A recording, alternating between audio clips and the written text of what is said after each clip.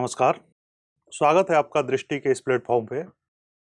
हम लोग आज डिस्कस करने जा रहे हैं जो यूपीएससी 2020 के मेंस की परीक्षा हुई है उसके पेपर थर्ड में आए हुए उन प्रश्नों को जिनका संबंध एनवायरनमेंट, इकोलॉजी और डिजास्टर मैनेजमेंट से रहा है। ऐसे कुल मिला के 4 से 5 प्रश्न होंगे जिसकी चर्चा हम लोग करेंगे। इन प्रश्नों का उत्तर कैसे दिया जा सकता था, क्या हो सकता था। प्रश्न तो हो गए, परीक्षा तो हो गई, प्रश्न तो बीत गए, जिसको जो लिखना था वो लिख के आ गया। लेकिन ये डिस्कशन इसलिए महत्वपूर्ण हो जाता है कि एक तो जो लिख के आए हैं आंसर, तो वो समझ लें कि उनका आंसर किस तरीके से होना चाहिए था या किस तरीके से है, क्या वो ठीक आंसर के कितने करीब हैं या ठीक आंसर से कितने दूर हैं। दूसरी बात कि जो अभी मेंस आंसर के प्रैक्टिस में लगे हुए लोग हैं उनको भी कुछ मदद मिलेगी कि क्वेश्चन को अटेम्प्ट कैसे किया जाता है या कैसे आंसर देना चाहिए। तीसरा जो सबसे महत्वपूर्ण पहलू है इस डिस्कशन का वो ये है कि इन प्रश्नों को आखिर पूछा ही क्यों जाता है, क्या वजह है कि इन प्रश्नों को यूपीएससी पूछती है, क्या रिलेवेंसी है, या यूपीएससी यूं ही किसी भी प्रश्न को कभी भी किसी समय किसी भी रिलेवेंसी में पूछ सकती है या इरिलेवेंट क्वेश्चन को भी यूपीएससी पूछती है। ये अभी हम लोग समझने की कोशिश करते हैं, देखने की कोशिश करते हैं। तो वास्तव में जो यूपीएससी है उसके जो जीएस के 4 पेपर हैं,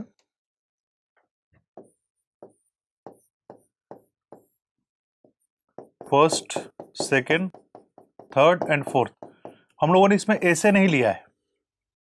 तो जीएस के ये जो 4 पेपर हैं इसमें पहले पेपर का कुछ हिस्सा मिलता है तीसरे पेपर से, तो तीसरे पेपर का भी कुछ हिस्सा मिलेगा आपके पहले पेपर से।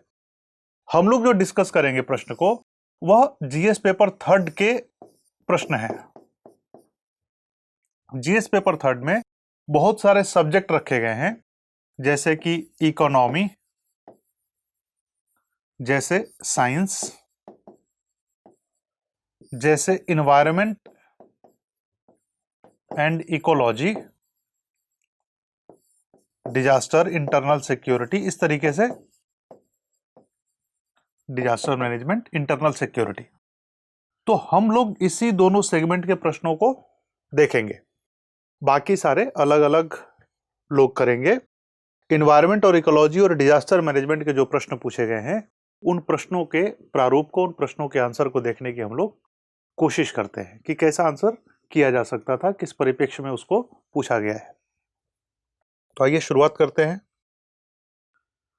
पर्यावरण और पारिस्थितिकी, इन्वायरमेंट और इकोलॉजी से पहला प्रश्न है, पर्यावरणीय प्रभाव आकलन EIA अधिसूचना 2020 प्रारूप मौजूदा EIA अधिसूचना 2006 से कैसे भिन्न है? 150 शब्दों में उत्तर दीजिए। यह प्रश्न है। इंग्लिश में आप देखिए, इंग्लिश ट्रांसलेशन है इसका कि how does the draft environmental impact assessment EIA notification 2020 differ from the existing EIA notification 2006। अब इस प्रश्न को उत्तर देने के कई सारे तरीके हो सकते हैं। कुछ लोग इसको पॉइंट वाइज आंसर देना पसंद करते हैं, कुछ लोगों का मत है कि एक टेबल बनाते हैं, 2006 के प्रावधान इधर लिख देंगे, 2020 के प्रावधान इधर लिख देंगे, हमारा आंसर कंप्लीट हो जाएगा। तो एक बात तो आप समझ लीजिए कि यूपीएससी के आंसर में, यूपीएससी में कोई भी परफेक्ट आंसर नहीं होता।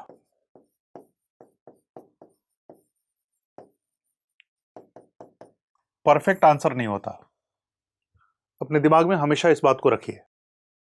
अगर परफेक्शन यहां पे है तो यूपीएससी का आंसर कुछ दाएं या कुछ बाएं होगा।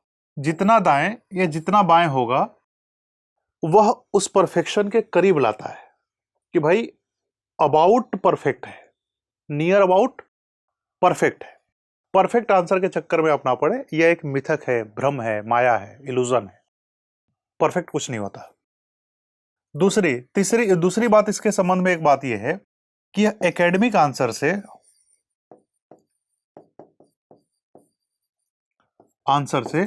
अलग दिखना चाहिए कम से कम।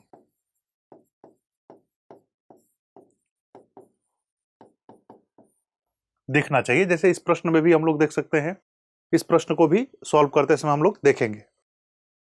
तीसरा, हर आंसर का एक फिक्स्ड फॉर्मेट, हर आंसर का एक फिक्स्ड फॉर्मेट होता भी है, नहीं भी होता। होता है मतलब कि आंसर लिखते समय लोग कहते हैं कि एक इंट्रोडक्शन पार्ट होता है, एक बॉडी पार्ट होता है और एक कंक्लूजन होता है, जो हर आंसर पे अप्लाई होता है। लेकिन हर प्रश्न में यह जरूरी नहीं है कि आप इन तीनों को अपनाएं या तीनों को फॉलो करते हुए अपने आंसर लिखें। तो इन दो तीन बातों को ध्यान में रखिए। बाकी हम लोग आंसर राइटिंग कैसे की जाती है इस पे कोई डिस्कशन नहीं कर रहे हैं। इसके लिए बहुत सारे तरीके होते हैं, बहुत सारा एक लंबी एक क्लास हो सकती है इस पे कि how to write a good answer. हम लोग उसके बारे में बातचीत नहीं कर रहे हैं। हम लोग बस ये 3 पॉइंट अपने जहन में इसलिए बिठाना चाह रहे हैं ताकि आंसर फ्रेम करते समय, आंसर लिखते समय हमारा आंसर भटकाव से दूर रहे और जो प्रश्न में पूछा गया है उसके ज्यादा से ज्यादा करीब रहे। तो क्वेश्चन ये है कि EIA नोटिफिकेशन ड्राफ्ट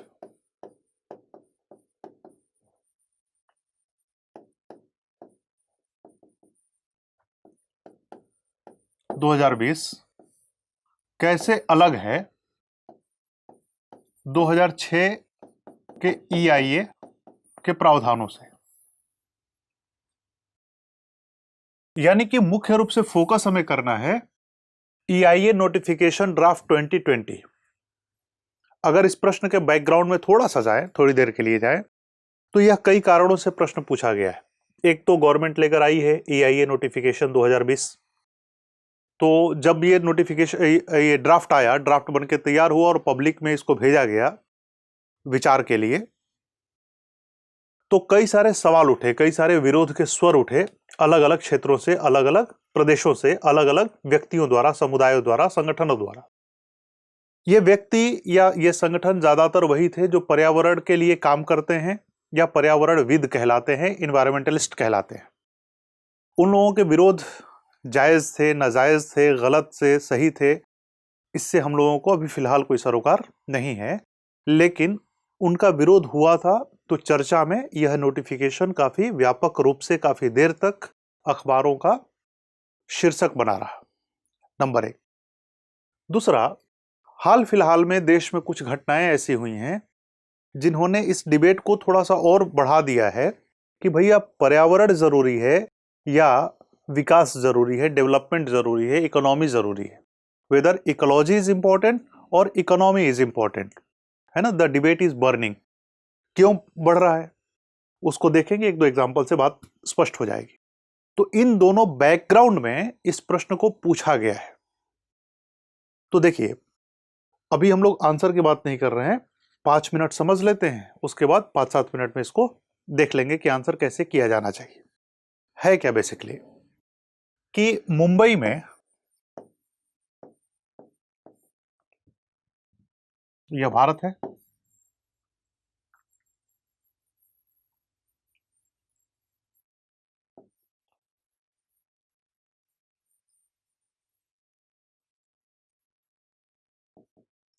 यह भारत है।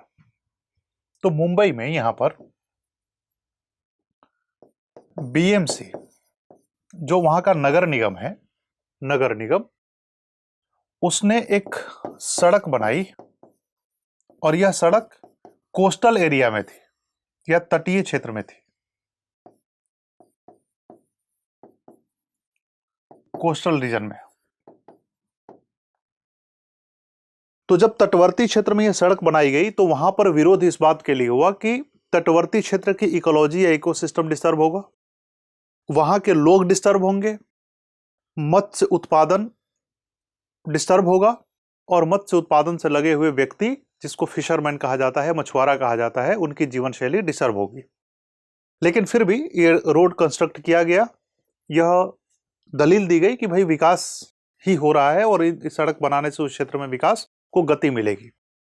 एक दूसरा एग्जाम्पल आपको मैं दूं तो कर्नाटक से यह एग्जाम्पल है। कर्नाटक में इस जगह पर अंकोला से लेकर हुबली तक लगभग 170 किलोमीटर की रेलवे लाइन को परमिशन मिली है। अंकोला से हुबली तक यह परमिशन मिली।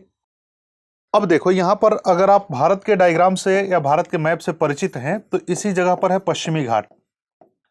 पश्चिमी घाट एक हॉटस्पॉट भी है, जैव विविधता का तप्त स्थल भी है, यानी कि जैव विविधता से समृद्ध एक प्रदेश है, क्षेत्र है।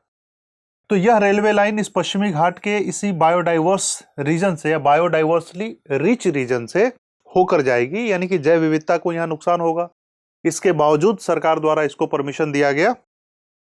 तो यह भी दर्शाता है कि भैया पर्यावरण को लेकर आप कितने ज्यादा सेंसिटिव हैं या संवेदनशील हैं। तीसरा एग्जाम्पल मैं आपको दूं तो उत्तराखंड में हरिद्वार में अभी कुंभ का मेला लगने वाला है और उत्तराखंड की सरकार ने राजाजी नेशनल पार्क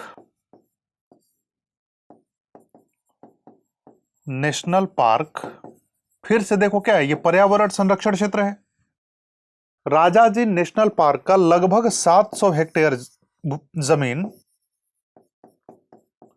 जमीन कुंभ मेला की व्यवस्था में को देने के लिए तैयार हो गई है सरकार, या यह घोषणा की है कि भैया 700 हेक्टेयर जमीन हम कुंभ मेला में आने वाले लोगों की व्यवस्था को देखते हुए, जरूरतों को देखते हुए हम ट्रांसफर कर देंगे। और वह जमीन कहाँ की है? Rajaji national park. National park बनाने के लिए एक जद्दोजहद अलग होती है। नेशनल पार्क का कंसेप्ट ही है पर्यावरण को संरक्षित करने का, और उस संरक्षित क्षेत्र से भूमि दी जा रही है एक मेले के आयोजन के लिए। मतलब अब कई लोगों के लिए मेला शब्द बड़ा दर्दनाक हो सकता है क्योंकि उनकी आस्थाएं जुड़ी हो सकती हैं, लेकिन कई लोगों के दृष्टिकोण से मेला तो मेला ही है, पर्यावरण से बड़ा नहीं हो सकता है। तो ये अलग अलग लोगों के लिए है। चौथा एग्जाम्पल जो निश्चित रूप से आपको पता होगा, एलजी पॉलीमर या एलजी पॉलीमर्स विशाखापत्तनम में। तो ये उत्तराखंड की कहानी हो गई, ये विशाखापत्तनम यहां की कहानी हो गई जो मैं बता रहा हूं। विशाखापत्तनम में एक इंडस्ट्रियल डिजास्टर हुआ, औद्योगिक आपदा हुई, और उसके बाद इस कंपनी के बारे में पता चला कि इस कंपनी के पास तो इन्वायरमेंटल क्लियरेंस था ही नहीं, यानी कि एक सर्टिफिकेट था ही नहीं। बिना सर्टिफिकेट के कोई बच्चा किसी कॉलेज में एडमिशन ले चुका था, बाद में पता चला कि इसका सर्टिफिकेट ही नहीं था। तो इन्वायरमेंट क्लियरेंस एक सर्टिफिकेट है जो यह देता है, यह पुष्ट करता है इस बात को कि इस उद्योग के लगाए जाने में किसी तरह का कोई पर्यावरणीय खतरा नहीं है। तो विदाउट सर्टिफिकेट, विदाउट क्लियरेंस यह कंपनी कई सालों से वहां पर काम कर रही थी।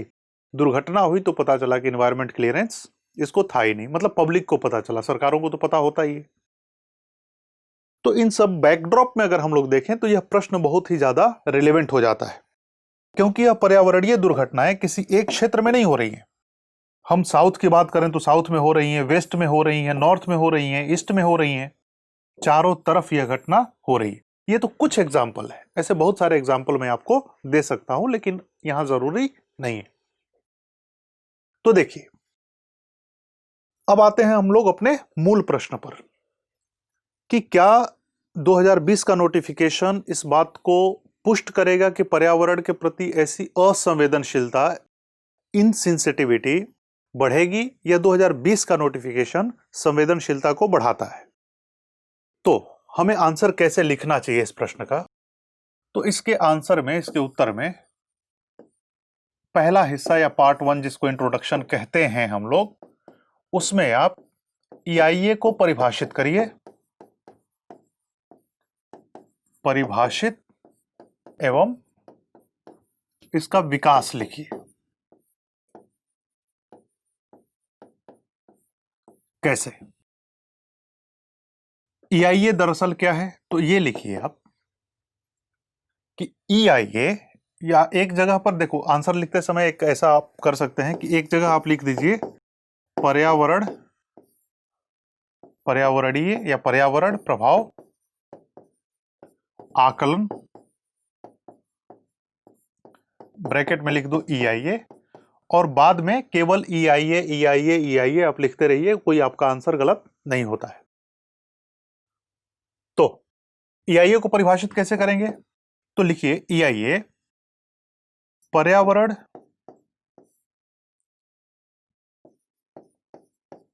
संरक्षण अधिनियम 1986 के तहत शुरू की गई एक प्रक्रिया है, जिसके द्वारा किसी प्रोजेक्ट के लगाए जाने के उपरांत उस क्षेत्र में होने वाले पर्यावरण पर प्रभावों का आकलन किया जाता है। यह परिभाषा हो गई इसकी। भारत में क्योंकि परिभाषा लिखने का बहुत ज्यादा स्कोप नहीं है आपके पास कि आप डिटेल में उसको एक्सप्लेन करते चलें, 150 शब्द ही सीमित हैं इस प्रश्न के लिए।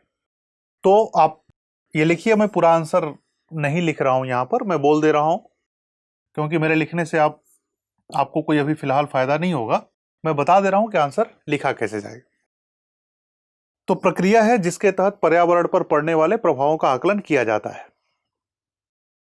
इसके बाद भारत में इसकी शुरुआत, जब जैसे ये विकास है ना, तो यहीं से हमारा आंसर लिंक हो रहा है। दरअसल अगर प्रश्न कुछ और होता तो मैं विकास की जगह पे कहता कि आप महत्व लिख दीजिए, लेकिन फिलहाल अभी महत्व लिखने की कोई आवश्यकता नहीं है, विकास लिखते हैं। भारत में इसकी शुरुआत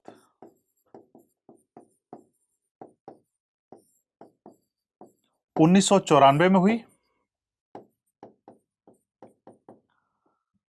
पुनः 2006 में इसके प्रावधानों में परिवर्तन हुए।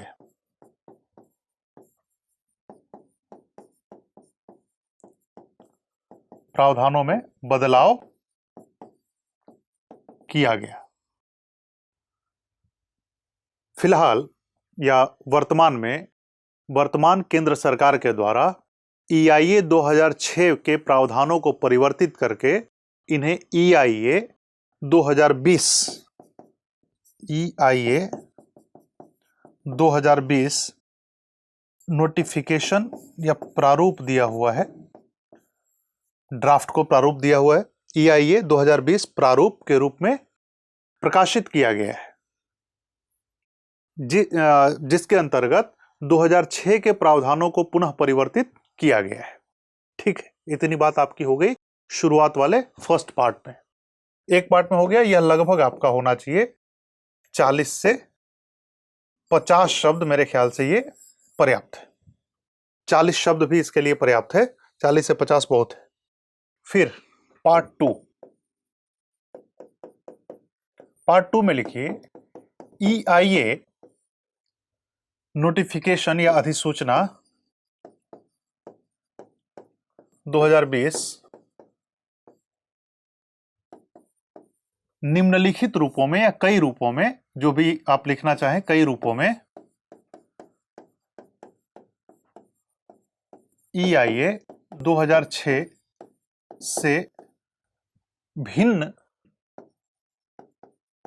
प्रतीत होता है या नजर आता है। प्रतीत होता है। अब इसमें देखिए, आप 2-4 बुलेट पॉइंट या हाइफन लिख के पॉइंट या एरो बना के पॉइंट, जैसे भी आपको लिखना हो आप लिख सकते हैं। नंबरिंग करने से मेरी सलाह ये होती है कि बचना चाहिए, क्योंकि जब आपके पास 10, 12, 13, 14 पॉइंट हो तो आप नंबरिंग करिए, अदरवाइज 5-7 पॉइंट हो तो आप बुलेट पॉइंट बना के काम चलाइए। भिन्न प्रतीत होता है, क्या क्या भिन्न प्रतीत होता है? तो पहला बिंदु इसका ये हो सकता है, जैसे कि अब सरकार किसी भी प्रोजेक्ट को, केंद्र सरकार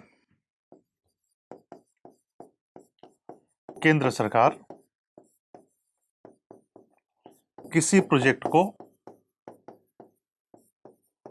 रणनीतिक घोषित कर सकती है या रणनीतिक रूप से महत्वपूर्ण घोषित कर सकती है। घोषित कर सकती है। और जब जैसे ही किसी प्रोजेक्ट को रणनीतिक घोषित किया जाता है तो उसके लिए EIA कोई कंपल्शन नहीं रह जाता है, कंपल्सरी नहीं रह जाता है। यानी कि अगर मुझे एक रियल एस्टेट डेवलपमेंट करना है या बहुत बड़ी इंफ्रास्ट्रक्चर में बिल्डिंग बनानी है, और अगर सरकार उसको रणनीतिक घोषित कर देती है तो फिर मुझे उसके लिए EIA लेने की आवश्यकता नहीं है, और रणनीतिक घोषित करने की पूरी शक्ति केंद्र सरकार के पास आ गई। प्लस इसके लिए पब्लिक को बताने की आवश्यकता नहीं है, यानी कि इसके लिए पब्लिक को नोटिफाई करना जरूरी नहीं है, पब्लिक को बताना आवश्यक नहीं है। बस इतना ये बिंदु आपको लिखना है। मैं अगर एक्सप्लेन करूं इसको, तो पहले क्या था कि केवल जो बॉर्डर की सड़कें थी या कोई डिफेंस कॉरिडोर था या डिफेंस से रिलेटेड कुछ ऐसी चीजें थी जो देश की सुरक्षा के लिए महत्वपूर्ण था, उसी को केवल रणनीतिक महत्व का माना जाता था। अब किसी चीज को भी, आप सड़क को भी, आप रेलवे लाइन को भी, आप किसी इंडस्ट्री को भी रणनीतिक रूप से महत्वपूर्ण मान सकते हैं, और उसके लिए फिर EIA लेने की कोई आवश्यकता नहीं होती। पहली बात। दूसरी बात, सोलर पार्क या सोलर प्लांट जो होते हैं उनके लिए EIA लेने की आवश्यकता नहीं है। तो ये तो जरूरी नहीं है कि अगर सोलर प्लांट है या सोलर पार्क है तो वह कभी भी किसी भी समय किसी रूप में पर्यावरण को नुकसान पहुंचाएगा ही नहीं, यह तो बात है ही नहीं, लेकिन यहां पर आवश्यक नहीं है। तीसरा बिंदु आप ये लिख सकते हैं कि जन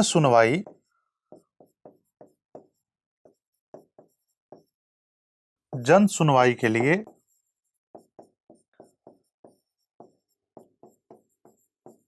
समय सीमा 30 दिन से घटाकर 20 दिन कर दी गई है।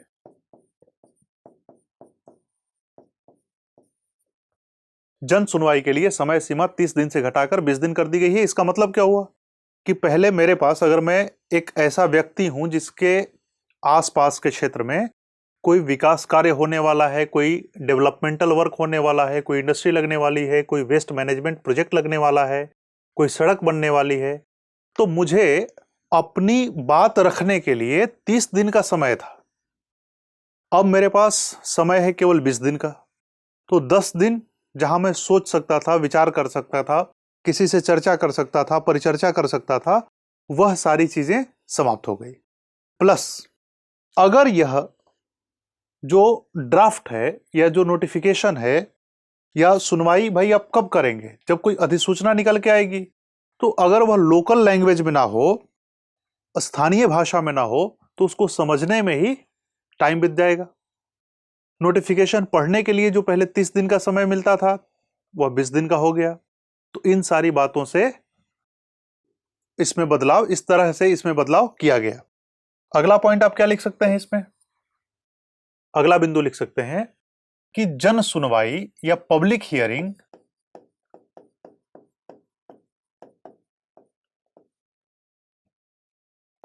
या अपील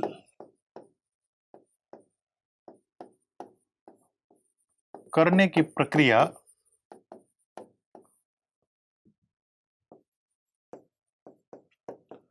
कमजोर प्रतीत होती है। अब इसमें दरअसल है क्या कि जैसे मान लो कि यहां पर इस जगह पर कोई प्रोजेक्ट बनाया जा रहा है, तो इस प्रोजेक्ट से प्रभावित होने वाले लोग हैं जो इस नीले घेरे के अंदर आते हैं। हम मान लेते हैं ऐसी स्थिति है, लेकिन कोई एक ऐसा व्यक्ति है जो इस नीले घेरे से बाहर है, यहां पे कहीं रहता है ग्रीन कलर में। तो अगर पहले क्या व्यवस्था थी कि यह ग्रीन कलर वाले को यह पता चलता है कि इस प्रोजेक्ट के बनने से यह वाला पूरा एरिया प्रभावित हो रहा है, तो यह जाकर कहीं अपील कर सकता था। कहां जाके? NGT जैसी संस्थाओं में अपील कर सकता था, वहां पर यह अपील कर सकता था। अब क्या है कि अगर ये कनेक्टेड नहीं है इस समस्या से इनका कोई सरोकार नहीं है, तो इनको अपील करने की कोई शक्ति भी नहीं है, ये अपील नहीं कर सकते। तो पर्यावरणविद क्यों सदमे में है या झटके में है या उनको क्यों लगता है कि उनको धोखे में रखा गया? क्योंकि आपने सुना होगा कि कश्मीर का रहने वाला कोई व्यक्ति जो पर्यावरणविद है, वह तमिलनाडु में चल रहे किसी प्रोजेक्ट का विरोध कर सकता था, इतनी उसकी शक्ति होती थी। तो यह अब समाप्त कर दिया गया है। तो यहां पर एक कमजोरी यह भी प्रतीत होती है इस ड्राफ्ट की। फिर सरकार विकास को अधिक वरीयता देती प्रतीत होती है।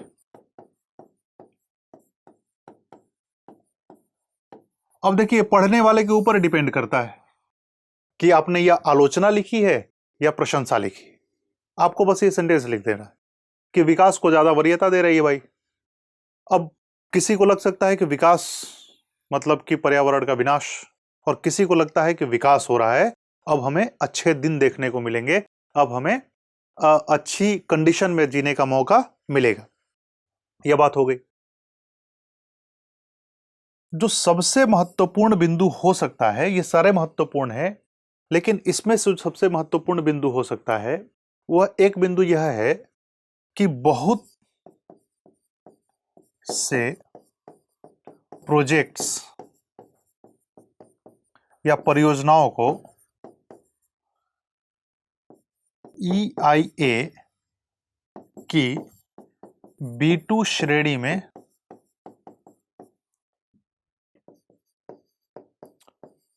रख दिया गया है, जहां EIA की आवश्यकता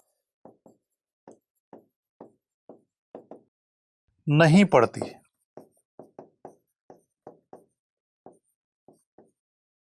सबसे इसका जो क्रिटिकल पॉइंट है वो ये है।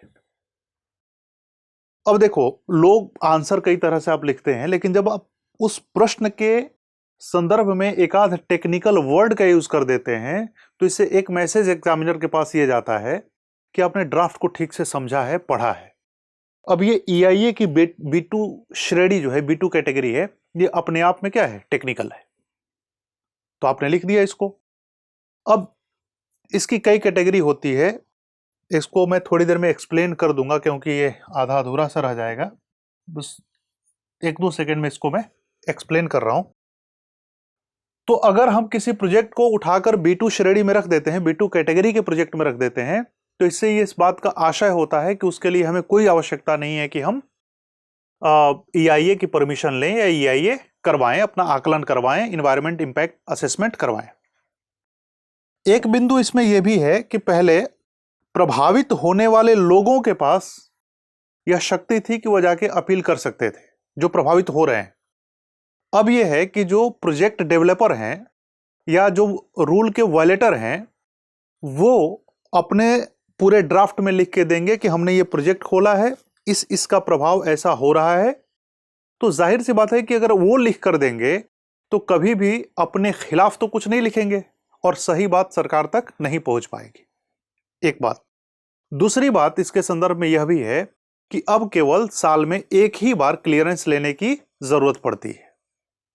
तो यह भी दिक्कत वाली बात है। जो और एक बिंदु पर विवाद है वह यह है कि केंद्र सरकार के पास राज्य की EIA यानी कि state environment impact assessment authority या अधिकरण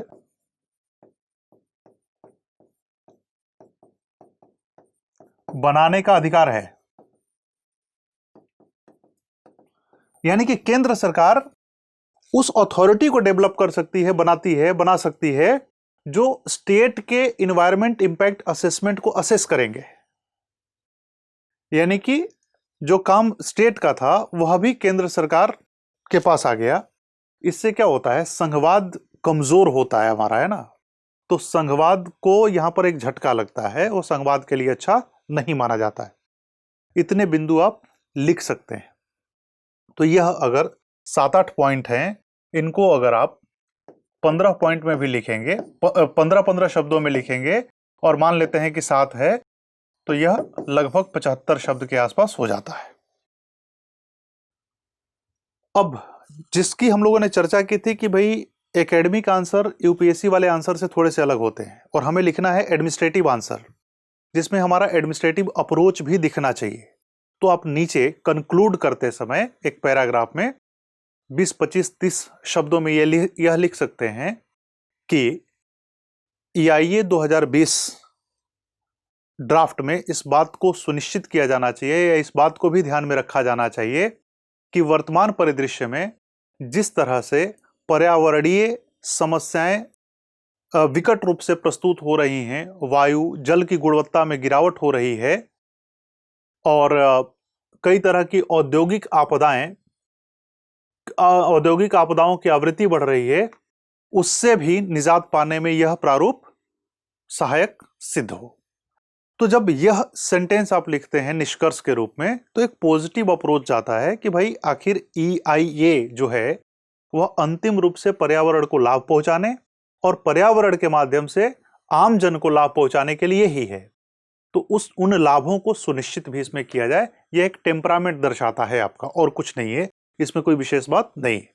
आप एक कंक्लूजन देते हैं और आप एक इशारा करते हैं कि हमें चुन लो बेटा, हमें चुन लो, हम आएंगे तो सारी समस्याएं ठीक कर देंगे, हमारे पास बहुत सारे उपाय हैं। तो उपायों को धीरे से उसमें पुश कर देना चाहिए, या अपने विचारों को, जो पॉजिटिव विचार है या पॉजिटिव प्रोवोकिंग विचार है, उसे ठूस देना चाहिए उसमें। तो ये आपका आंसर हो जाता है। अब देखो EIA B2 कैटेगरी वाली जो हम बात कर रहे थे, जैसे कोई प्रोजेक्ट लगाया जाता है तो उस प्रोजेक्ट को 2 कैटेगरी में बांटा जाता है, एक केंद्र सरकार और दूसरी राज्य सरकार। तो केंद्र सरकार के पास जो प्रोजेक्ट जाता है उसे रखते हैं हम लोग A कैटेगरी में, राज्य सरकार के पास जो प्रोजेक्ट जाता है उसे रखते हैं B कैटेगरी में। अब B को भी 2 कैटेगरी में बांट दिया गया है, B1 और B2। तो B1 में जो प्रोजेक्ट आएंगे उनका असेसमेंट राज्य सरकार यानी कि स्टेट EIA अथॉरिटी करवाएगी, और B2 वाले प्रोजेक्ट के लिए EIA की आवश्यकता नहीं पड़ती है, और A कैटेगरी वाले प्रोजेक्ट का EIA केंद्र सरकार करवाती है, सेंट्रल गवर्नमेंट करवाती है। यह बात है। तो क्या हुआ है इस नोटिफिकेशन में कि बहुत सारे प्रोजेक्ट को B1 कैटेगरी से उठाकर B2 कैटेगरी में डाल दिया गया है। मसलन उदाहरण के लिए मैं अगर आपसे बात करूं तो जैसे 25 मेगावाट तक का जल विद्युत संयंत्र है, ये जल विद्युत परियोजना है, वो उसको B2 में डाल दिया गया है। 10,000 हेक्टेयर तक की जो सिंचाई परियोजनाएं हैं उनको इसमें रख दिया गया है। इकोलॉजिकल सेंसिटिव जोन में अगर कोई रोपवे बनाना चाहता है उसको B2 कैटेगरी में डाल दिया गया है। इस तरह के बहुत सारे उदाहरण हैं। जैसे ऑनशोर और ऑफशोर ऑयल एक्सट्रैक्शन होता है, तेल निष्कर्षण होता है, गैस निष्कर्षण होता है, शेल गैस का निष्कर्षण है, उसको B2 कैटेगरी में डाल दिया, यानी कि उन सब के लिए EIA की जरूरत पड़ेगी ही नहीं। इनलैंड वाटरवेज, अंतर्देशीय जल परिवहन, B2 कैटेगरी में डाल दिया। तो फिर EIA का औचित्य क्या हो जाता है, सिमट जाता है, सिकुड़ जाता है, और इससे यह लगता है कि जैसे यह पर्यावरण के बचाव के लिए नहीं बल्कि केवल आर्थिक विकास के लिए ही सरकार काम कर रही है। ईज ऑफ डूइंग बिजनेस को बढ़ाने के लिए पर्यावरण से समझौता किया जा रहा है। तो ये बहुत अच्छा बदलाव कुल मिलाकर नहीं माना गया था। जब ये नोटिफिकेशन आया था तो लोगों का, जो विद्वान थे, जो इसके बारे में जानने वाले लोग थे, उनके हिसाब से ये बहुत अच्छा बदलाव नहीं था, बल्कि पर्यावरण के लिए ये बड़ा खतरनाक सा मामला बनता हुआ नजर आ रहा था। नेक्स्ट क्वेश्चन देखते हैं हम लोग। नेक्स्ट क्वेश्चन है, जल संरक्षण एवं जल सुरक्षा हेतु भारत सरकार द्वारा प्रवर्तित जल शक्ति अभियान की प्रमुख विशेषताएं क्या हैं? तो जैसे ऐसे सब शब्द आते हैं ना जो प्रवर्तित टाइप के, तो इनके लिए अंग्रेजी पढ़ लेना ठीक रहता है। अंग्रेजी का ही ट्रांसलेशन हिंदी में ये लोग करते हैं।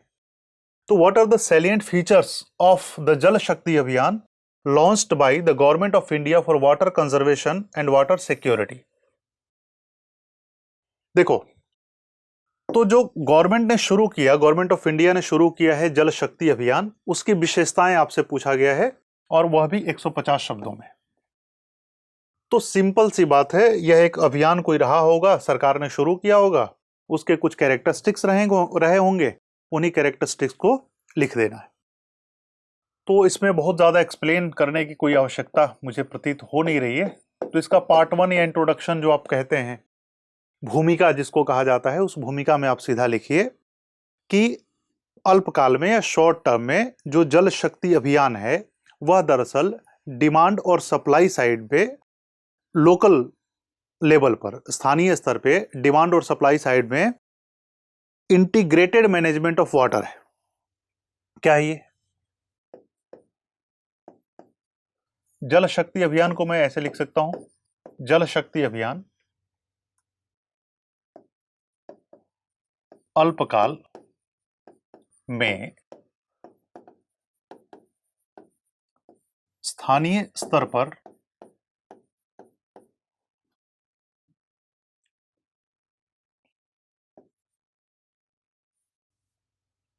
जल की एकीकृत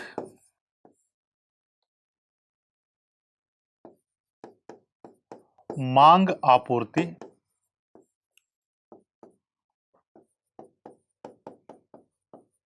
प्रणाली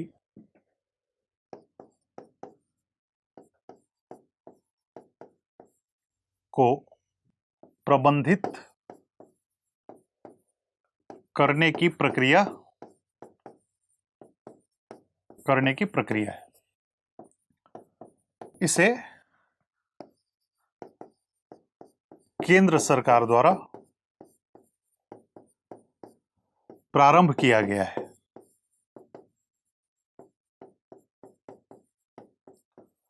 केंद्र सरकार द्वारा प्रारंभ किया गया है। इससे आप शुरुआत कर सकते हैं, आप जैसे चाहें वैसे शुरुआत कर सकते हैं। अब जब ये लॉन्च किया गया था, जब इसकी शुरुआत की गई थी, तो इसे 2 फेज में रखा गया था। इसे 2 फेज में रखा गया था। इसके फेज में, मतलब जल शक्ति अभियान जो था, इसके पहला फेज और दूसरा फेज। पहले फेज में सभी राज्यों में और दूसरे फेज में कुछ राज्यों में। अब सभी राज्य में जब पहला फेज था वह 1 जुलाई से 15 सितंबर तक था, और दूसरे फेज में 1 अक्टूबर से 30 नवंबर तक उन राज्यों को रखा गया, या उन राज्यों के लिए रखा गया जहां पर लौटते हुए मॉनसून से वर्षा होती है। मॉनसून आपको पता ही है,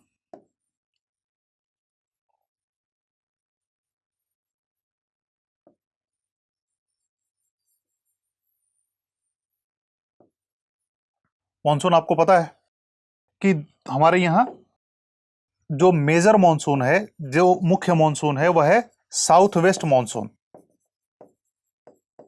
यह 1 जून को केरल में पहुंच जाता है आदर्श रूप से, आइडियली, और लगभग 15 जुलाई तक पूरे देश को आच्छादित कर लेता है। 15 जुलाई तक पूरे देश में बारिश होने लगती है।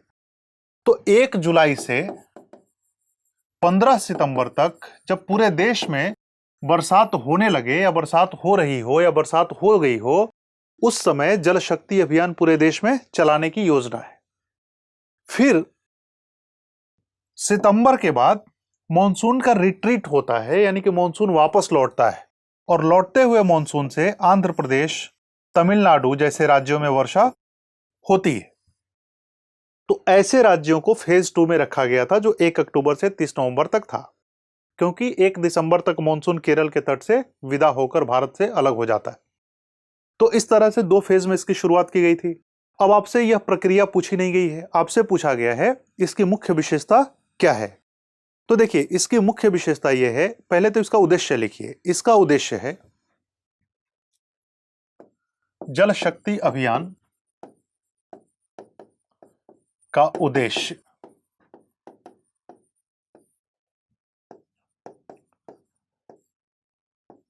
भारत के जल संकट वाले जिलों एवं प्रखंडों में जल का संरक्षण एवं सुरक्षा करना है।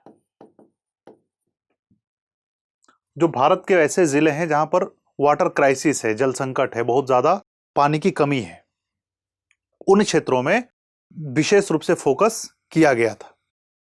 अब इसके लिए सरकार के अलग अलग जो मंत्रालय हो सकते हैं या अलग अलग जो सरकारें हो सकती हैं, केंद्र सरकार है, राज्य सरकारें हैं, स्थानीय सरकारें हैं, यूनियन टेरिटरी की सरकारें हैं, सब मिलकर एक साथ सामूहिक रूप से इसके लिए प्रयास करती हैं। यानी कि सभी अपने अपने स्तर पर जल के संरक्षण और सुरक्षा के लिए कार्य करें, यही इसका उद्देश्य रखा गया या दिखाया गया था। अब इसकी जो मुख्य विशेषताएं हैं, वो मुख्य विशेषता क्या है? मुख्य विशेषताएं ये हैं कि जल संकट वाले क्षेत्रों की पहचान की गई और जल संकट वाले क्षेत्रों की पहचान करने के बाद वहां पर किस तरीके से जल संरक्षण किया जा सके, इस बात की चर्चा की गई। तो जल संरक्षण के लिए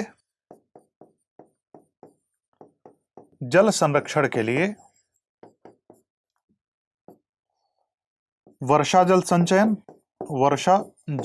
संचयन, पारंपरिक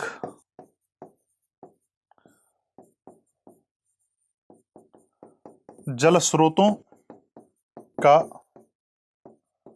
पुनरुद्धार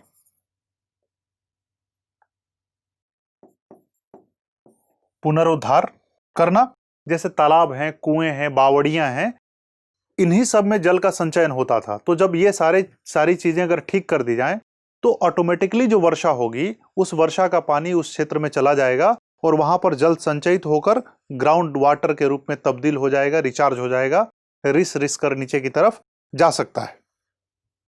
उसके बाद वाटरशेड मैनेजमेंट, वाटरशेड प्रबंधन के उपागमों को अपनाते हुए जल संरक्षण की ओर ध्यान देना। इसके अलावा जो एक और मुख्य बात थी वह थी, जो हर परियोजना की मुख्य बात होती है, अफॉरेस्टेशन, या जिसको हम लोग कहेंगे वनीकरण। तो ये सब इसकी मुख्य विशेषता हो गई। मुख्य विशेषता, जब आप मुख्य विशेषता लिख देते हैं उसके बाद आप आइए कि इस अभियान के तहत लगभग पिछले वर्ष लगभग 256 जिलों को कवर किया गया और लगभग 75 लाख पारंपरिक जल स्रोतों को दुरुस्त किया गया, ठीक किया गया, जिसके कारण या जिसकी वजह से बहुत भारी मात्रा में जल संचयन में मदद मिली और इसको आगे बढ़ाने की आवश्यकता हो सकती है।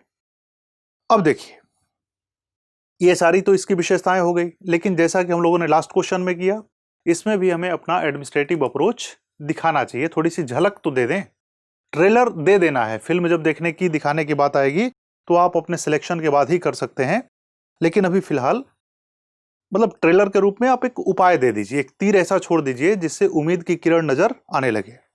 इसमें लिखते हैं, जो सेकंड पैराग्राफ होगा उसमें आप लिख सकते हैं कि जल शक्ति अभियान निश्चित रूप से एक अच्छे उद्देश्य के साथ शुरू की गई है, जिससे न केवल वर्तमान में जल संरक्षण और जल सुरक्षा को मजबूती मिलेगी, बल्कि आने वाले समय में जल जीवन मिशन को मजबूत करने में इसकी अहम भूमिका हो सकती है।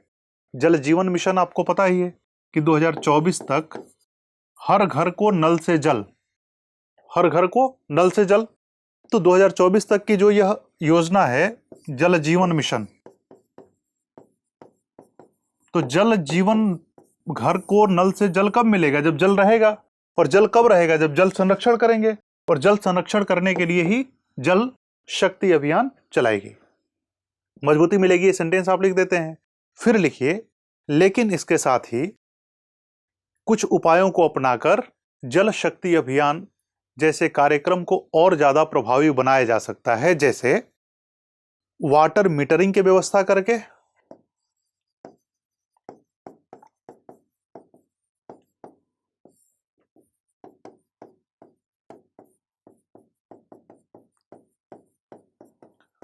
जैसे जल मीटर, जैसे बिजली का मीटर होता है वैसे जल का मीटर हम लगा दें, तो जो जितना जल का प्रयोग करेगा उस हिसाब से बिल भरेगा, और जो बिल भरेगा वह कम प्रयोग करेगा, यानी कि जल की कीमत तय कर दी जाए। उसके बाद वेस्ट वाटर पॉलिसी,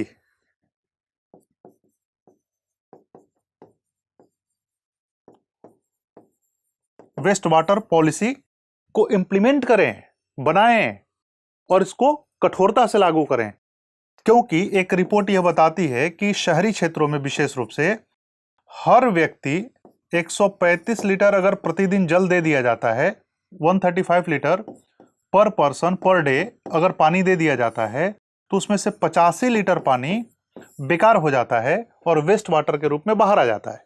अगर हम वेस्ट वाटर ट्रीटमेंट कर लें तो यह 85 लीटर का भी प्रयोग किया जा सकता है। तो जल का भी पूरी तरह से दोहन नहीं हो पा रहा है, पूरी तरह से प्रयोग नहीं हो पा रहा है।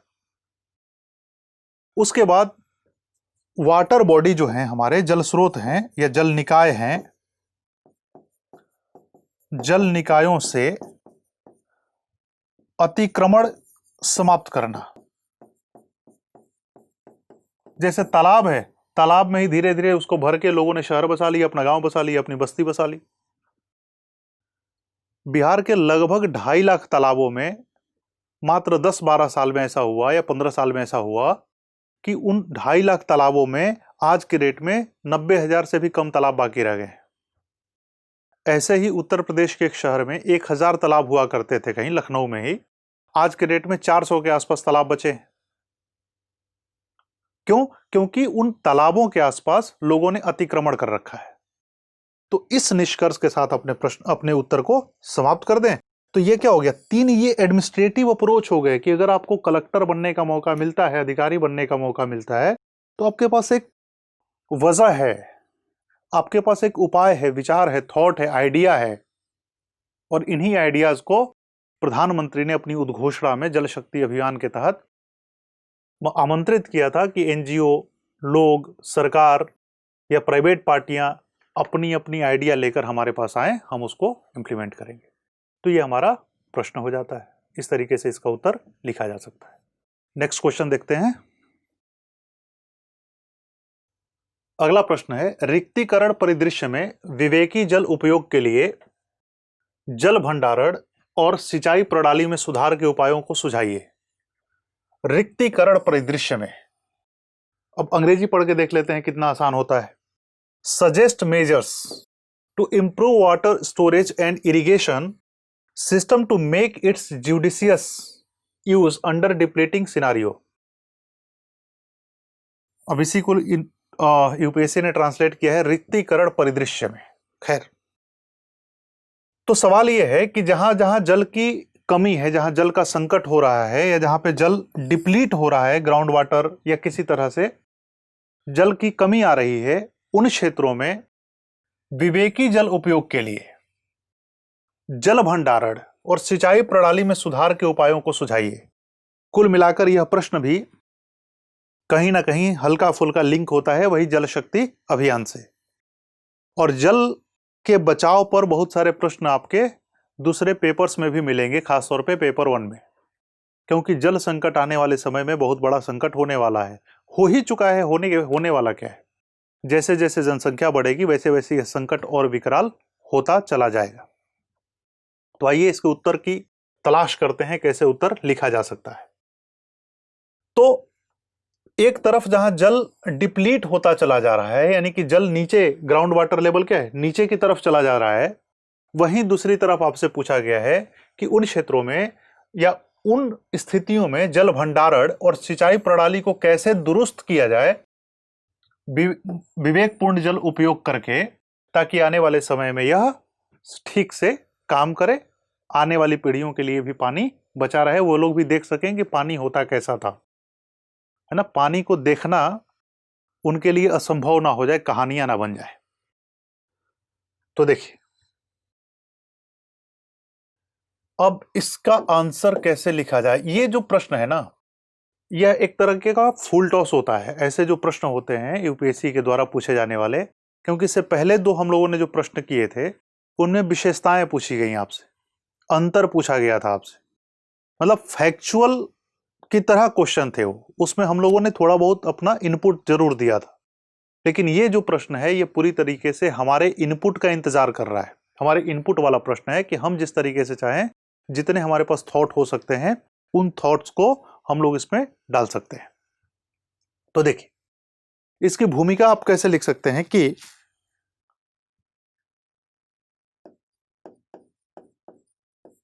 बढ़ती हुई शहरी जनसंख्या, बढ़ती हुई शहरी जनसंख्या भारत की इतनी अधिक जनसंख्या, या जो जनसंख्या में वृद्धि लगातार होती जा रही है, वह जनसंख्या को देखते हुए आने वाले समय में जल का प्रबंधन एक बहुत बड़ी या सबसे बड़ी चुनौती हो सकती है। इस चुनौती का समाधान या इस चुनौती का सामना हम तभी कर सकते हैं जब समय से पहले हम इसकी तैयारी कर चुके हों। और तैयारी के लिए हमें इस बात को सुनिश्चित करना है कि हम उस समस्या को समझते हैं, हमने पहले से ही देख लिया है, हमने पहले से ही देख लिया है कि वो समस्या आने वाली है, तो हमारे पास पर्याप्त समय मिल जाएगा और हम उस समस्या के समाधान को प्रस्तुत कर सकते हैं, ताकि जब समस्या वास्तव में हमारे सामने आ जाए तो हमें कोई संकट प्रतीत न हो, हमारी कोई बेचैनी ना हो, हम आसानी से उसे झेल जाए। तो बढ़ती हुई जनसंख्या है, दूसरी तरफ कॉरपोरेट अर्बनाइजेशन या कॉरपोरेट प्राइवेटाइजेशन, या उसको क्या लिखेंगे, ऐसे ही लिख देते हैं कॉरपोरेट निजीकरण,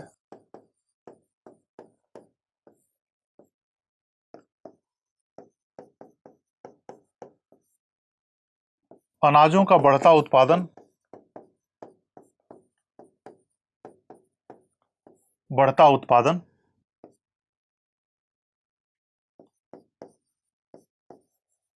गैर विवेकपूर्ण दोहन इत्यादि के कारण जल संकट पैदा होता है, उत्पन्न होता है। पैदा से अच्छा शब्द है, उत्पन्न होता है।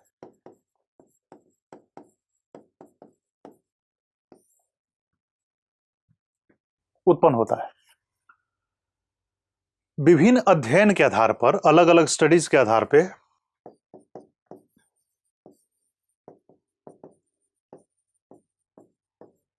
अध्ययन के आधार पर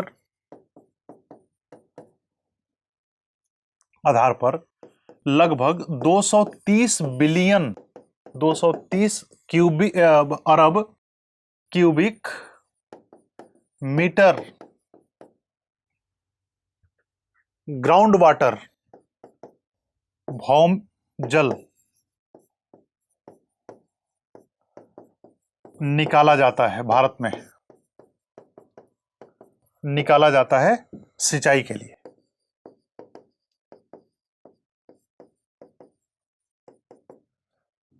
प्रतिवर्ष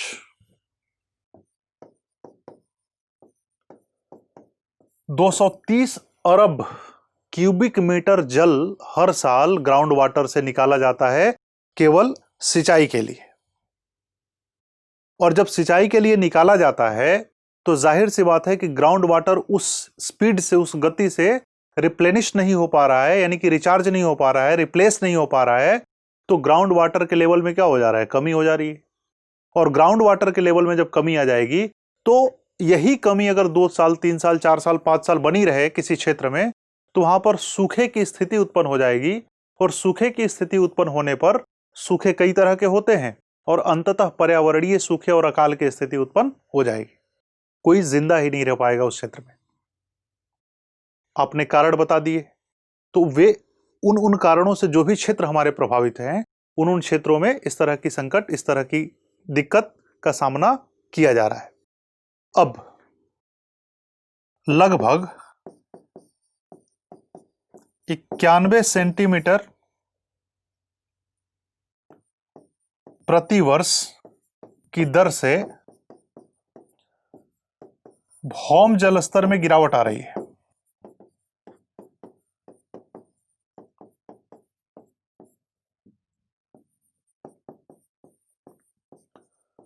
गिरावट आ रही है। यह समस्या के विकराल रूप को दर्शाता है। लगभग 100 सेंटीमीटर हर साल कम हो रहा है। 10 साल में 1000 सेंटीमीटर, 1 मीटर पानी नीचे चला जाएगा। 1 मीटर में कितने फीट होते हैं, कितने इंच होते हैं, आप इसको समझ लीजिए। तो पानी मिलेगा ही नहीं पीने के लिए। और यह समस्या ज्यादा विकराल कहां पे है?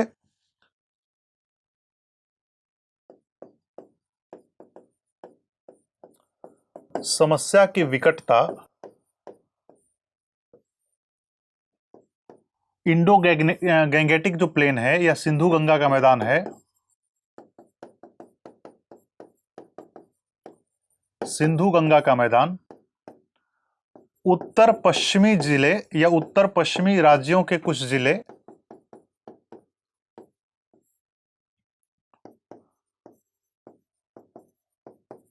मध्यवर्ती भारत के कुछ जिले इसके अंतर्गत आते हैं और वहां पर समस्या ज्यादा खराब हो जाती है। पश्चिमी जिले भी इसमें शामिल हैं।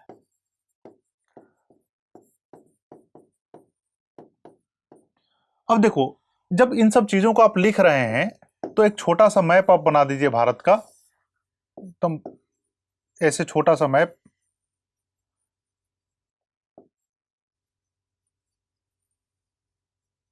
बस पता चले कि भारत है। और उन क्षेत्रों में, इस मैप में इन क्षेत्रों को दर्शा दीजिए। यह पूरा का पूरा इलाका जल संकट से प्रभावित हो रहा है, जहां पर ग्राउंड वाटर डिप्लीट हो रहा है। उत्तर पश्चिम के ये जिले हो गए, पश्चिमी भारत के जिले हो गए, जैसे महाराष्ट्र के कुछ जिले हो गए, मध्य प्रदेश के कुछ एरियाज हो गए। इन सब क्षेत्रों में ग्राउंड वाटर डिप्लीट हो रहा है, ग्राउंड वाटर नीचे की तरफ जा रहा है, जो समस्या का निश्चित रूप से एक कारण है। तो जब आप ऐसा करते हैं तो आप क्या करते हैं कि आप अपने आंसर को और ज्यादा पुष्ट कर रहे हैं। हवा में बात नहीं कर रहे हैं, जमीन पे बात कर रहे हैं। तो ये आप लिख देते हैं। मैप बनाने से क्या होता है कि एग्जामिनर के लिए समझना थोड़ा सा आसान हो जाता है। तो ऐसी ऐसी कंडीशन में आवश्यकता हमें इस बात की है, आवश्यकता हमारे लिए यह है कि इन क्षेत्रों में किस तरीके से जल का संरक्षण किया जाए, जल को किस तरीके से सुचारू रूप से प्रयोग में लाया जाए, ताकि आने वाली पीढ़ियों को भी जल मिल सके। तो देखो,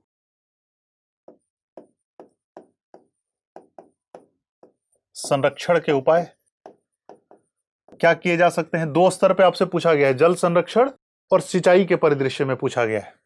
तो जल संरक्षण के जो उपाय हैं, पहला या क ख, अब जैसे भी लिखना चाहें उस तरीके से आप लिख सकते हैं। जैसे परंपरागत विधि से जल का संचयन करना। दूसरा, रेन वाटर हार्वेस्टिंग।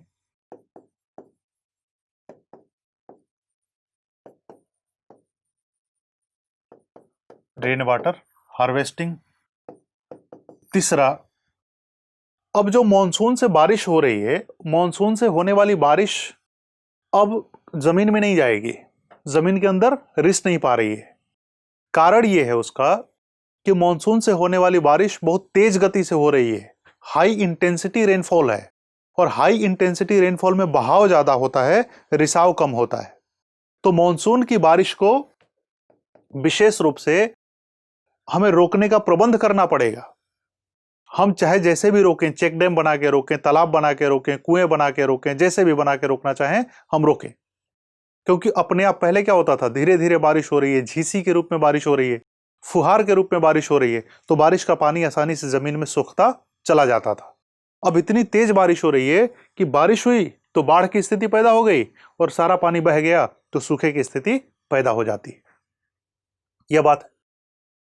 तीसरा, हम लिख सकते हैं, इसी में आप वो मॉनसून वाली बात इस जगह पर आप कर सकते हैं, विभिन्न क्षेत्रों में जल उपयोग को दक्ष बनाना,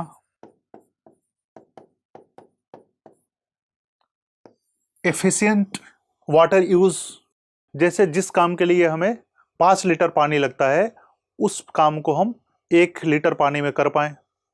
उदाहरण के लिए जैसे हम कपड़े धोते हैं तो कुछ पाउडर, वॉशिंग पाउडर ऐसे होते हैं जिसमें झाग खूब निकलता है, तो हम ऐसे वॉशिंग पाउडर बनाएं जिसमें झाग कम निकले ताकि उस झाग को साफ करने में कम पानी का यूज करना पड़े। हम वॉशरूम या टॉयलेट ऐसे बनाएं जिसमें कम पानी की जरूरत पड़े। जो एरोप्लेन में या हवाई जहाजों में जो टॉयलेट बने होते हैं वो सक्शन प्रिंसिपल पे काम करते हैं, तो उस तरह के टॉयलेट को हम इजीली अवेल करवाएं। जैसे हमने बड़े बड़े बल्ब की जगह पर एलईडी को अवेल करवाया सस्ते में, वह प्रक्रिया अपनाई जा सकती है, दक्ष बनाना। इसी तरीके से हम घर पे हर व्यक्ति के अंदर एक आंदोलन पैदा कर दें, व्यक्ति के अंदर आंदोलन पैदा कर दें कि हमें जल बचाना है। जैसे पहले एक ऐड आता था, 1 बकेट पानी है रोजाना बचाना। बड़े बड़े सेलिब्रिटी को फेस बनाकर कैसे प्रचार सरकार करवा सकती है ताकि उनका प्रभाव जनमानस पे ठीक से पड़े। उसके बाद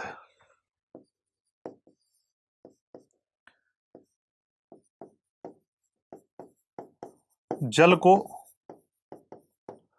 प्रदूषण से मुक्त करना, क्योंकि जल जब प्रदूषित होगा तो वह किसी यूज का रह नहीं जाता, और रह नहीं जाता तो फिर वह पानी रहे ना रहे एक जैसा हो जाता है। फिर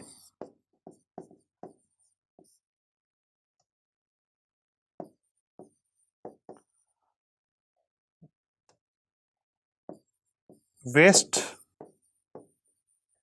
वाटर ट्रीटमेंट करना, यानी कि जो पानी बह के जा रहा है, जैसे कि घर में आरओ सिस्टम आजकल जो लग रहा है उसका बहुत सारा पानी बर्बाद होकर चला जाता है, उसको हम ट्रीट करें। उसका यूज करने के लिए हमारे पास कोई टेक्नोलॉजी हो, कोई उपाय हो, कोई मेजर्स हो, उसको हम अपनाएं। जो घर से सीवेज से निकलने वाला पानी है उसको ट्रीट करके हम पिए। जैसे किसी किसी देश में टॉयलेट के पानी को पिया जाता है, मतलब ट्रीटमेंट की टेक्निक इतनी हाई है कि टॉयलेट जो सीवेज होता है, जो गंदगी होती है, उससे निकलने वाला पानी, जो शायद आपके जहन में अगर तस्वीर बने तो उससे भी घिन आ जाए, उल्टी आ जाए, उस पानी को भी ट्रीट करके लोग पीते हैं। और आम लोग नहीं पीते, वहां के प्रधानमंत्री पीते हैं, वहां के बड़े बड़े गणमान्य व्यक्ति पीते हैं, क्योंकि पानी पीने लायक हो जाता है पूरी तरीके से। यह उपाय अपनाएं, वेस्ट वाटर ट्रीटमेंट अपनाएं।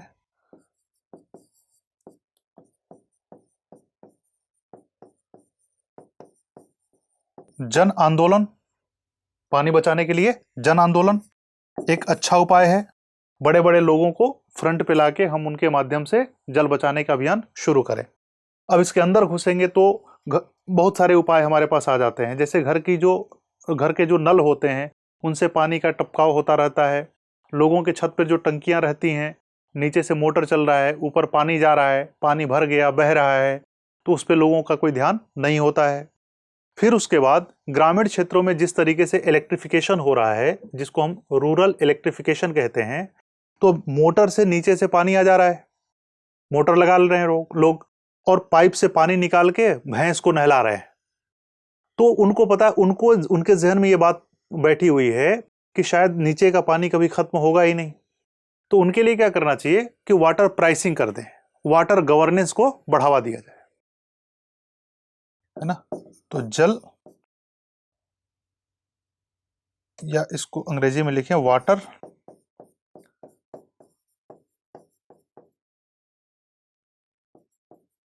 वाटर गवर्नेंस पर बल, ठीक है। इसके अलावा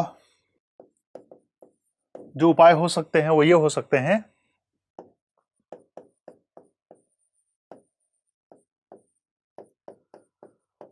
आर्द्र भूमि का संरक्षण करना। जो वेटलैंड्स होते हैं, वेटलैंड्स दरअसल स्पंजी होते हैं, स्पॉन्जी होते हैं, और स्पंज की तरह ये पानी सोखते हैं। इसलिए ये जब सुरक्षित रहेंगे तो बहुत सारा पानी सोख लेंगे, और सोख लेंगे तो बाद में हमें जब पानी नहीं होगा तो यही वेटलैंड जो होते हैं, आर्द्र भूमियां होती हैं, ये पानी को वापस लौटाती हैं। एक तरीका हो गया। फिर इसके बाद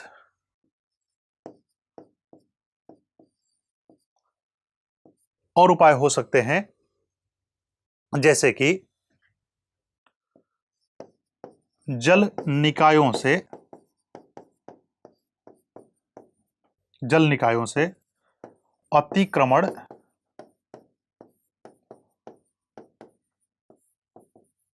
समाप्त करना,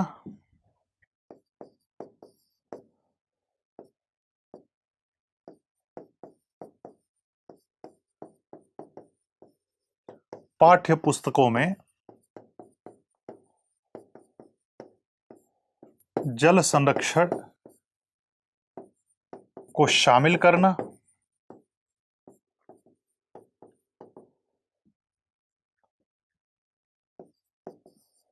जैसे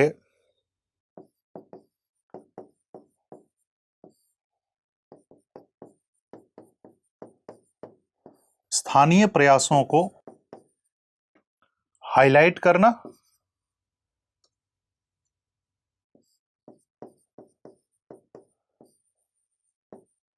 अंडरलाइन करना, रेखांकित करना, उनका जिक्र करना। जैसे वर्तमान में, मतलब एक उदाहरण मैं दे रहा हूं कि जैसे प्रधानमंत्री मन की बात करते हैं, उस मन की बात में किसी वाटर कंजर्वेशन प्लान या सक्सेस स्टोरी को अपने मुंह से अगर कह दें वो, तो एक लोगों में चेतना का विचार या चेतना का प्रसार आ जाता है।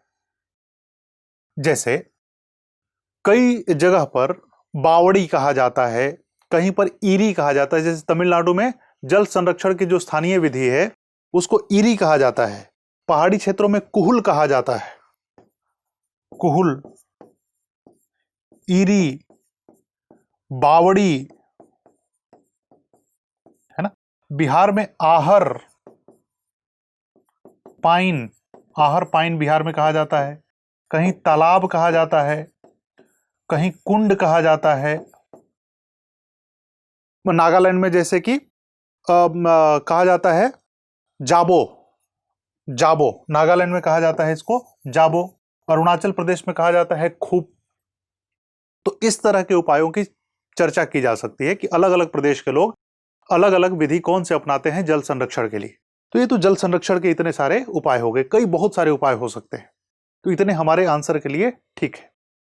फिर पूछा है सिंचाई, सिंचाई के क्षेत्र में कैसे विवेकपूर्ण प्रयोग किया जा सकता है। तो वहां पर जो प्रयास हो सकते हैं वो ये हो सकते हैं, सूक्ष्म सिंचाई का प्रयोग, सिंचाई का प्रयोग, ड्रिप इरिगेशन,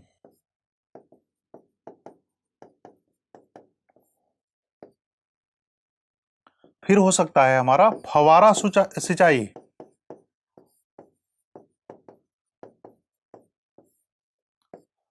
सब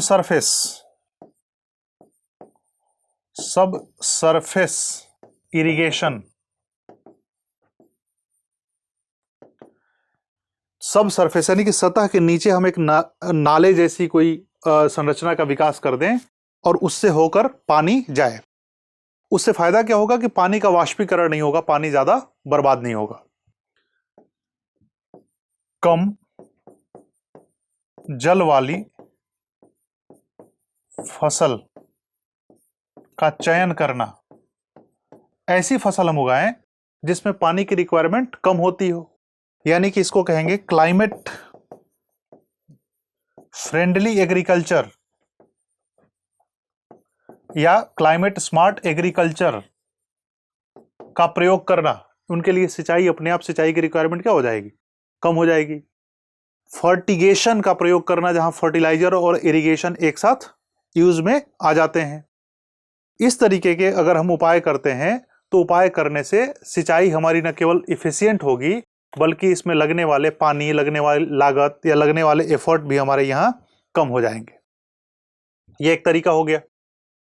फिर आप ये लिखते हैं कि वहीं पर जहां पर ट्यूबवेल की जरूरत है केवल वहीं पर अनुमति प्रदान की जाए ट्यूबवेल की, अदरवाइज ट्यूबवेल का प्रयोग धीरे धीरे कम किया जाए।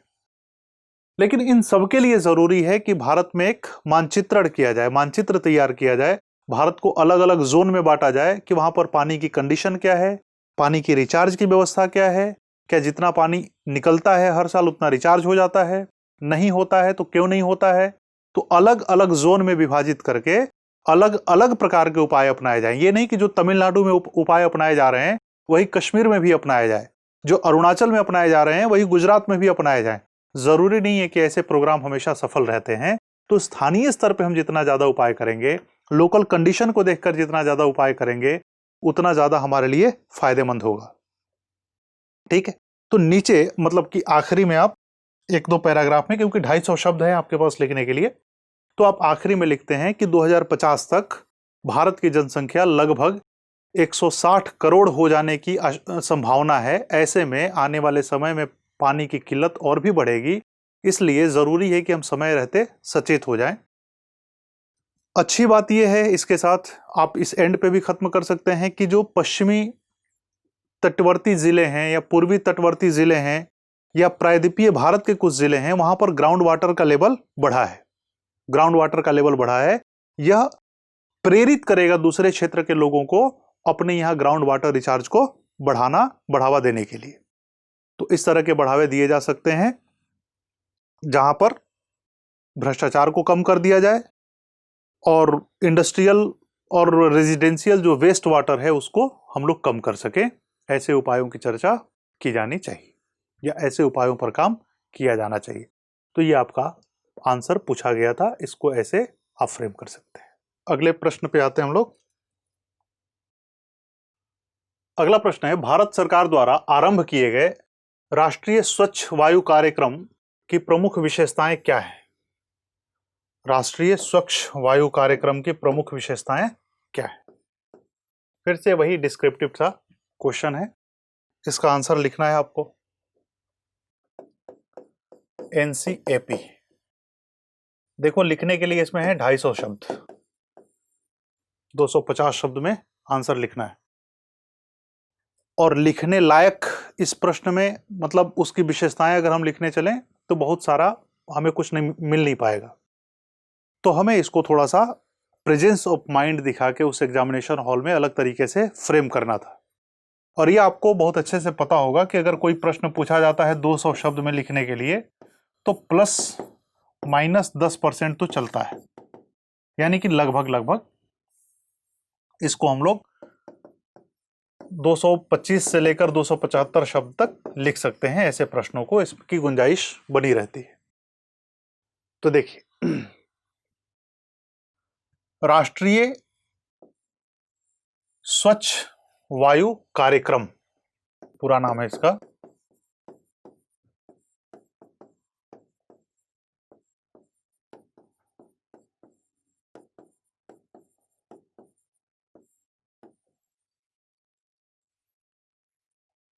राष्ट्रीय स्वच्छ वायु कार्यक्रम।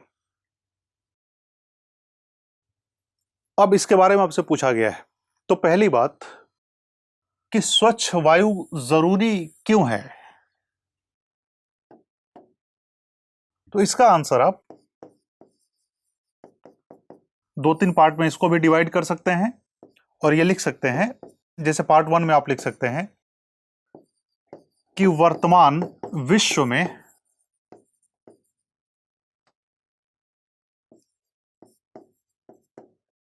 पर्यावरणीय संकट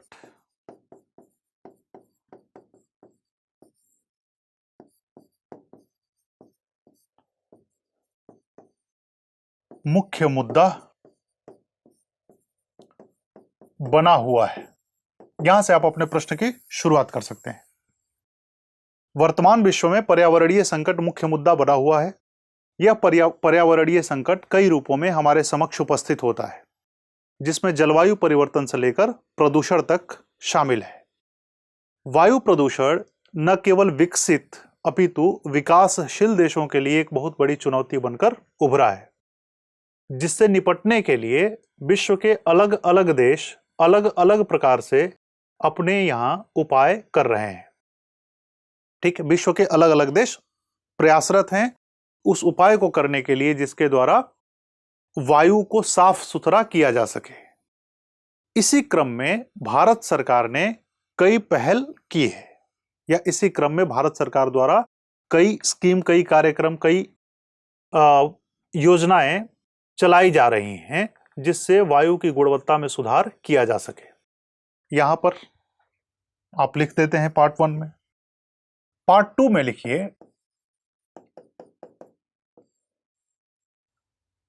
कि वायु गुणवत्ता सूचकांकों में अगर देखें तो भारत के कई शहर शीर्ष पर बने हुए हैं, जो कि सबसे प्रदूषित शहर हैं। जैसे दिल्ली है, वाराणसी है, कानपुर है, इलाहाबाद है, ये सारे शहर क्या हैं? प्रदूषित शहर हैं। यहां तक कि एक रिसर्च में यह पाया गया कि दिल्ली की हवा में सांस लेने का एक दिन का मतलब होता है कि आपने 18 सिगरेट का सेवन कर लिया है। इसकी तुलना में मुंबई में सांस लेना 8 सिगरेट का खर्चा बचा देता है, यानी कि वहां पर उतना ही प्रभाव पड़ेगा आपके फेफड़े पर जितना कि 10 सिगरेट पीने से होता है। गुणवत्ता इतनी खराब है। आप दिल्ली की हवा में बाहर निकलिए, आंखों में जलन होने लगता है, जो कि सबसे विजिबल प्रभाव है इसका। गैर विजिबल तो बाद में दिखाई देता है। वो डॉक्टर जब फेफड़ा चिरते हैं, फेफड़ा खोलते हैं, तो पता चलता है कि क्या क्या हुआ है। फिर आपसे पूछते हैं स्मोकिंग करते हो? आप कहते हो जी नहीं। तो कहते हैं तो नहीं करके क्या कर लिया? हुआ तो वही जो स्मोकिंग करने से होता। क्योंकि आयु घटती है, खराब हवा से उम्र घटती है। तो इसके तहत ये सारे कार्यक्रम अलग अलग देशों में, अलग अलग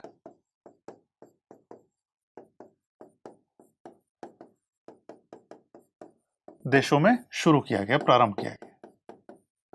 इसी में भारत ने भी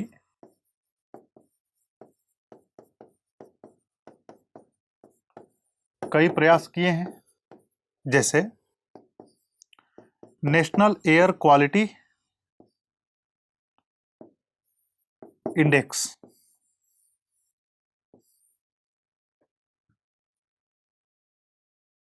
जैसे national air quality monitoring programme.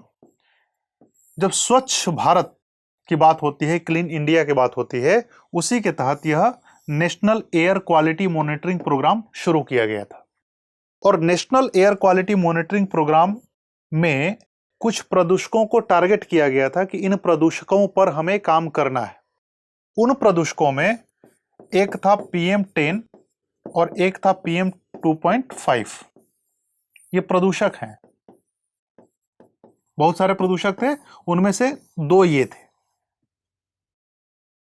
अब इसमें एक जिक्र इस बात का भी था कि national air quality monitoring programme का एक उद्देश्य यह भी था, नॉन अटेनमेंट सिटी की पहचान करना, यानी कि ऐसे शहर की पहचान करना, ऐसे शहर को आइडेंटिफाई करना जो इस गुणवत्ता को प्राप्त नहीं कर पा रहे हैं पिछले 4-5 सालों से।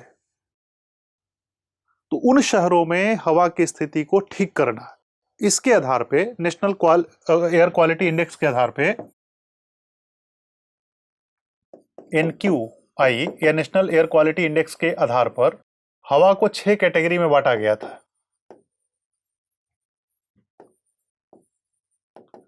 जिसमें अगर पॉल्यूटेंट की मात्रा या प्रदूषक की मात्रा 0 से 50 था तो उस हवा को गुड एयर कहा गया था, अच्छी हवा कहा गया था। इसी तरीके से 51 से लेकर 100 तक की हवा को संतोषजनक या सेटिस्फैक्टरी कहा गया। 101 से लेकर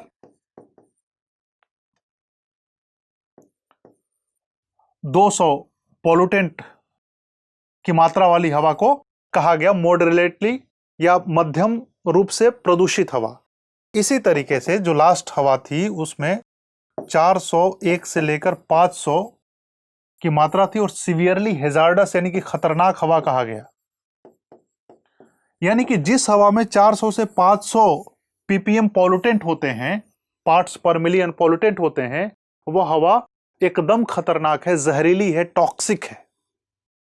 और दिल्ली में हवा में प्रदूषक की मात्रा 800-900 तक पहुंच जाती है। तो सोचिए कि दिल्ली की हवा कितनी खतरनाक हो सकती है। इनको जल्दी से जल्दी अगर ठीक नहीं करेंगे तो नेशनल हेल्थ मिशन, नेशनल जो राष्ट्रीय स्वच्छता मिशन है, यह सब प्राप्त नहीं हो पाएगा। राष्ट्रीय स्वच्छता अभियान जो था, यह सब प्राप्त नहीं हो पाएगा। इसी कड़ी को आगे बढ़ाते हुए एनसीएपी की शुरुआत की गई, केंद्र सरकार द्वारा की गई। यह एक समयबद्ध का मतलब होता है कि एक with in limited time frame, समयबद्ध, दीर्घकालीन,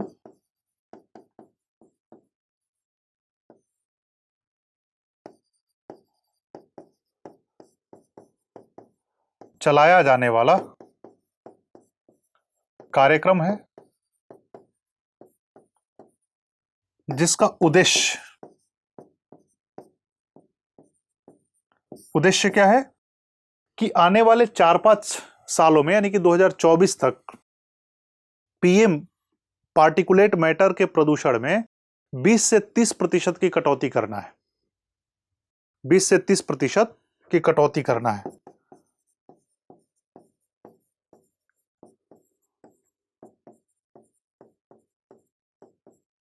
पार्टिकुलेट मैटर को कम करना,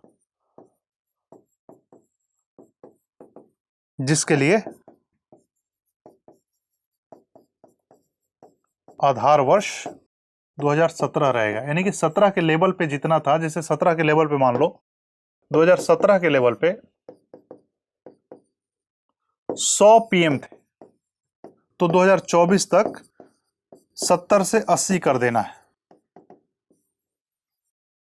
70 से 80 कर देना है। इसके लिए 23 राज्यों के लगभग 102 शहरों को, कहीं कहीं 102 शहर है, कहीं 126 शहर का भी जिक्र है। इसकी विशेषताएं जो पूछी गई हैं, तो उसमें आपको यही सब लिखना है। 23 राज्यों एवं यूटीज के 100 से अधिक, अगर एग्जैक्ट डेटा ना हो तो 100 से अधिक, या 102, 126, 2 डेटा आते हैं, इससे अधिक शहरों में व्यापक रूप से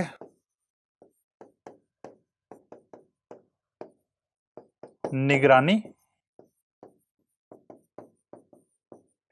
की जा रही है। इसकी सबसे बड़ी विशेषता यह है कि यह केवल एक मंत्रालय का कार्य न होकर विभिन्न मंत्रालयों के समायोजन से या उनकी एकजुटता से चलाया जाने वाला कार्यक्रम बन के उभरा है। इसमें विभिन्न मंत्रालय, जैसे कि सड़क परिवहन मंत्रालय, जैसे कि शहरी आवास मंत्रालय है, या फिर पेट्रोलियम मंत्रालय है, ऊर्जा मंत्रालय है, इस तरह के मंत्रालय इसमें शामिल है। निष्कर्ष के रूप में आप ये लिखिए कि निश्चित रूप से वायु प्रदूषण को कम करने के लिए यह महत्वपूर्ण कदम साबित हो सकता है। लेकिन आपको यह ध्यान रखना है, निष्कर्ष आप लिखते समय इसको ध्यान रखिए कि जहां पे 500 ppm पॉल्यूशन है, वहां 20% अगर आप घटा भी दोगे तो 480 बचा। यह भी सीवियर है ना, यह भी खतरनाक है। सॉरी, तो 400 बचा, यह भी खतरनाक है। तो यह सफिशिएंट नहीं है, यह संतोषजनक नहीं है। साथ ही साथ प्रदूषण किसी एक कारण से और किसी एक क्षेत्र में नहीं होते, बल्कि प्रदूषण के प्रबंधन के लिए एक एकीकृत अप्रोच या उपागम की आवश्यकता होती है। क्योंकि देखो, वायु प्रदूषित अगर है तो वायु प्रदूषित के कारण जल भी प्रदूषित होगी, जल भी प्रदूषण होगा, भूमि भी प्रदूषित होगी, और दूसरी चीजें भी प्रदूषित हो सकती हैं। तो एक इंटीग्रेटेड अप्रोच की जरूरत थी, वह अप्रोच इसमें दिखाई दे रहा है। क्योंकि विभिन्न मंत्रालय, चाहे जल मंत्रालय हो, पेट्रोलियम हो, ऊर्जा हो, शहरी मंत्रालय हो, सड़क परिवहन मंत्रालय हो, ये सारे मंत्रालय एक साथ मिलकर अपने अपने क्षेत्र में अपने अपने लेवल पे प्रदूषण को कम करने के उपाय कर रहे हैं। तो ये एक अच्छी बात हो जाती है, यह इसकी विशेषता हो जाती है। यह भी एक फैक्ट आधारित विवरणात्मक किस्म का प्रश्न पूछा गया है। तो इस तरीके से आप आंसर लिखिए। देखो, इस तरह के प्रश्नों में, इस तरह के जब प्रश्न आप लिखते हैं तो उन प्रश्नों में अगर दूसरे विषय कहीं से मिल रहे हो तो उसको मिला देना चाहिए। मसलन अगर हम लोग एयर क्वालिटी की बात करते हैं तो एयर क्वालिटी कहीं ना कहीं एक क्वालिटेटिव लाइफ से रिलेटेड है और गरिमापूर्ण जीवन का अधिकार आर्टिकल 21 में हमें मिलता है। आर्टिकल 21 जीवन का अधिकार देता है। जीवन के अधिकार में स्वच्छ पर्यावरण का अधिकार तो अपने आप समाहित है। ऐसा थोड़ा है गंदगी के बीच में किसी को रख दो तो उसको गरिमापूर्ण जीवन कहां से मिल पाएगा।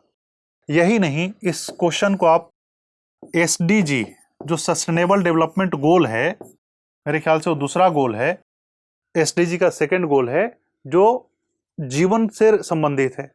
इसी तरीके से जो वाटर वाले गोल थे वो गोल नंबर 6 एसडीजी के गोल नंबर 6 से रिलेटेड है। तो आप जब इनको इंटर रिलेट करके लिखते हैं तो आंसर थोड़ा सा और बेहतर हो सकता है। आइए अगले प्रश्न पे आते हैं।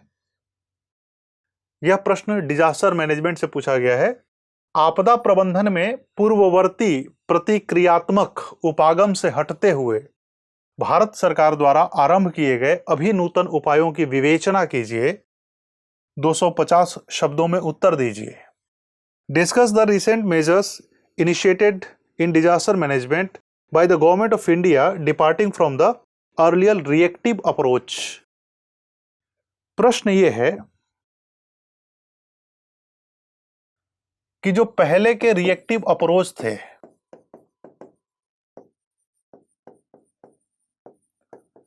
पहले के जो रिएक्टिव अप्रोच थे उससे अलग हटकर अभी रिसेंट इनिशिएटिव की तरफ इंडिया जा रहा है, उसी को डिस्कस करना है, उसी की चर्चा करनी है, उसी के बारे में आपसे यह प्रश्न है। उनकी चर्चा कीजिए, कैसे आप, किस प्रकार से आप उन चीजों को देखते हैं। तो इस प्रश्न को कैसे टैकल किया जा सकता है या हैंडल किया जा सकता है, तो देखिए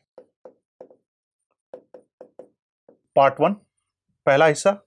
पहले हिस्से में आप ये समझाइए कि बदलते हुए वैश्विक परिदृश्य में विभिन्न प्रकार के पारंपरिक और नए संकट की आवृत्ति और उनकी तीव्रता में भी वृद्धि हुई है। कुल मिलाकर आपदाओं का संकट दिन प्रतिदिन बढ़ता जा रहा है। भाई आज से 25, 30, 40 साल पहले या 50 साल पहले भारत में नाभिकीय संकट नाम की कोई चीज नहीं थी।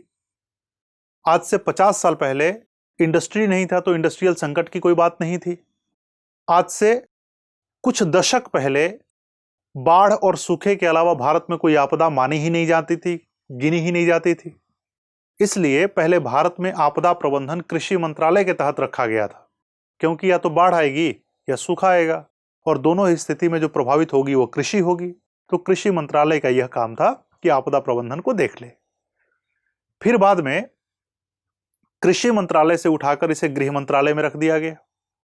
फिर गृह मंत्रालय के अंतर्गत भी देखा गया कि सक्षम नहीं है, एक कमेटी बनी थी, वह कमेटी सक्षम नहीं है, तो फिर एक नया डिजास्टर मैनेजमेंट अथॉरिटी का निर्माण किया गया जिसको एनडीएमए कहते हैं, नेशनल डिजास्टर मैनेजमेंट अथॉरिटी 2005। तो आपसे जो सवाल पूछा गया है वह यह पूछा गया है कि पहले वाले में और बाद वाले में क्या अंतर है। तो पहले तो ये आप इंट्रोडक्शन में लिख देते हैं कि आपदा प्रबंधन की आवश्यकता ही क्यों है। तो आपदाएं बढ़ रही हैं, आपदाएं बढ़ रही हैं, सुभेद्यता बढ़ रही है, ये सब टेक्निकल टर्म्स हैं, इसको आप जानते ही होंगे। तीव्रता बढ़ रही है और कुल मिलाकर लागत आपदाओं की बढ़ रही है, इसलिए इनका प्रबंधन आवश्यक है।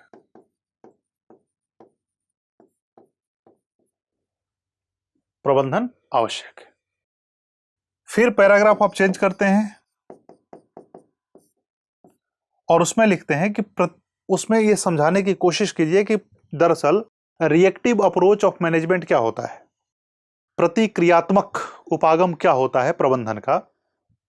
तो देखो वो ऐसे होता है कि जैसे कहीं पर बाढ़ आ गई, बाढ़ आ गई तो उस बाढ़ के आने से क्या क्या नुकसान हुआ, अब उसकी भरपाई करने की कोशिश करना, उसकी मदद करने की कोशिश करना, यह सब प्रतिक्रियात्मक है। क्रिया हो गई, उसके बाद जो रिएक्ट किया जाता है वो रिएक्टिव अप्रोच कहलाता है, वह प्रतिक्रियात्मक अप्रोच कहलाता है, उपागम में आता है। तो पहले, अब ये आप लिख सकते हैं कि पहले चूंकि आपदाओं का स्वरूप सीमित था, उनके क्षेत्र सीमित थे और तकनीकी विकास भी इतना अधिक नहीं था, इसलिए आपदा के प्रबंधन के लिए अधिकांश रूप में आपदा आने के पश्चात के प्रबंधन पर ज्यादा बल दिया जाता था, जो एक प्रतिक्रियात्मक उपागम का उदाहरण होता था। इस बात को आप लिखिए। परंतु बदलते हुए परिदृश्य के साथ जिस तरीके से आपदाओं के स्वरूप और प्रवृत्ति में न केवल वृद्धि हुई है, परिवर्तन हुआ है, बल्कि इनकी तीव्रता और आवृत्ति भी बदली है, बढ़ी है, उसको देखते हुए हमें प्रतिक्रियात्मक से ज्यादा प्रोएक्टिव अप्रोच यानी कि पूर्ववर्ती उपागम हमें अपनाने पड़ेंगे। संकट से पहले का प्रबंधन हमें करना पड़ेगा। इसके तहत 2005 में डिजास्टर मैनेजमेंट एक्ट, आपदा प्रबंधन नीति अधिनियम बनाया गया। इस डिजास्टर मैनेजमेंट एक्ट में डिजास्टर मैनेजमेंट या आपदा प्रबंधन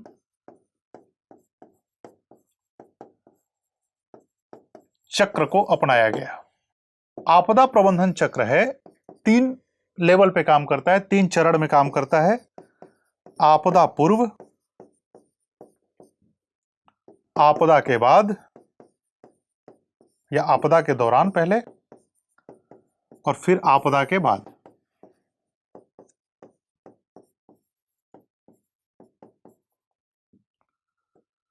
तो पहले क्या था कि आपदा के बाद ही कार्य किया जाता था। आपदा के बाद क्या किया जा सकता है? जैसे विकास किया जा सकता है, निर्माण किया जा सकता है, पुनः निर्माण इसको कहें तो ज्यादा बेहतर शब्द है। पुनर्निर्माण, रिस्ट्रक्चर, रिकंस्ट्रक्शन, रीडेवलपमेंट, रिकवरी, ये सब बाद में किया जाता था। आग लग गई, अब बाल्टी लेकर उसमें पानी डाल रहे हो, यह प्रतिक्रियात्मक अप्रोच था। लेकिन तब तक तो बहुत कुछ जल जाता था, बहुत कुछ नुकसान में आ जाता था।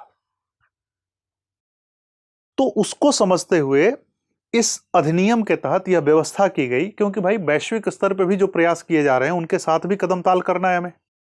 तो यह व्यवस्था की गई कि जब किसी क्षेत्र में बाढ़ आनी हो, उस क्षेत्र में हम बाढ़ आने का इंतजार ही क्यों करें? बाढ़ को रोक दें, डाइवर्ट कर दें, उसके नुकसान को हम लोग डाइल्यूट कर दें, कम कर दें, मिटिगेट कर दें, यह कोशिश की जाती थी। तो इसमें जैसे मैपिंग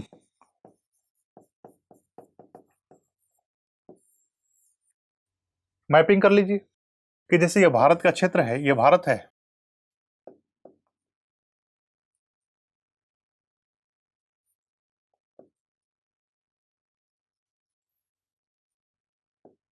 यह भारत है।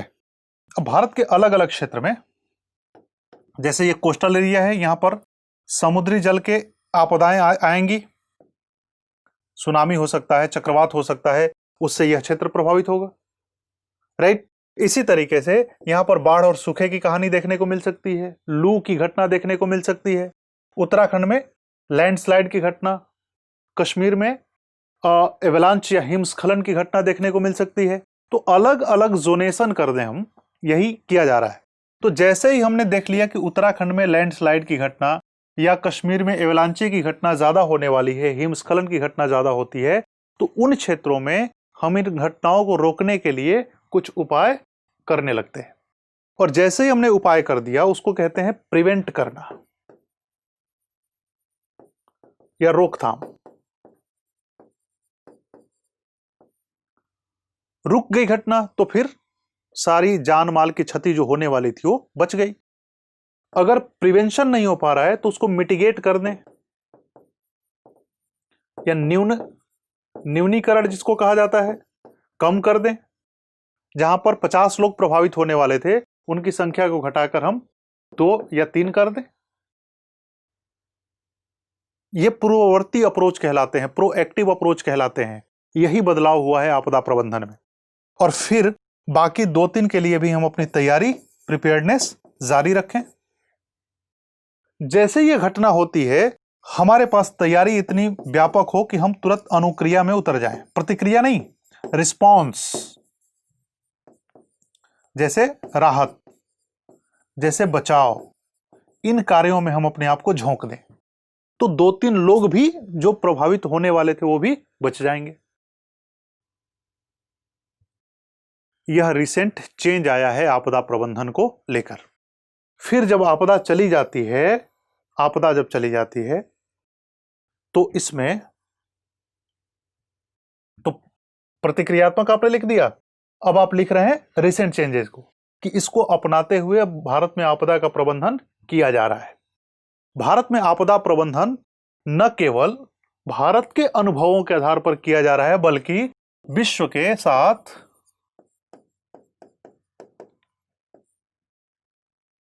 कदम ताल करने का उदाहरण भी है। जैसे सेंदाई फ्रेमवर्क, अब यही सब टेक्निकल चीजें होती हैं जो आपको मेंशन करना होता है। सेंदाई फ्रेमवर्क को अपने देश में क्रियान्वित करने के लिए हमने NDMP, national disaster management programme या प्लान 2016 तैयार किया, जिसके तहत आपदाओं के जोखिम को समझते हुए उनका समय पूर्व प्रबंधन कर लेना शामिल था। फिर सेंदाई फ्रेमवर्क की एक सबसे बड़ी बात थी बिल्ड बैक बेटर, यानी कि जो पहले भारत में यह हुआ कि भाई बाढ़ आ गई, पुल टूट गई, तो बाढ़ के बाद, बाढ़ चली जाने के बाद पुल बना दिया, यह प्रतिक्रियात्मक स्वरूप था। अब क्या है कि बाढ़ के आने से अगर पुल टूट जाती है तो पुल को वापस और मजबूती से बनाए, अच्छे पिलर देकर बनाए, अच्छी इंजीनियरिंग का प्रयोग करके बनाए, अच्छी ऊंचाई पर बनाए, ताकि अगली बार बाढ़ में पुल न टूट पाए। तो यह भारत में रिसेंट अप्रोच है। इसका लाभ हमें कई आपदाओं के प्रबंधन में देखने को मिलता है। उदाहरण के लिए उड़ीसा में आए चक्रवात फानी, उड़ीसा में एक साइक्लोन आया था चक्रवात फानी नाम का, तो चक्रवात फानी में लगभग 1.3 मिलियन, यानी कि लगभग कितने हो गए, 13 लाख लोगों को विस्थापित किया गया था।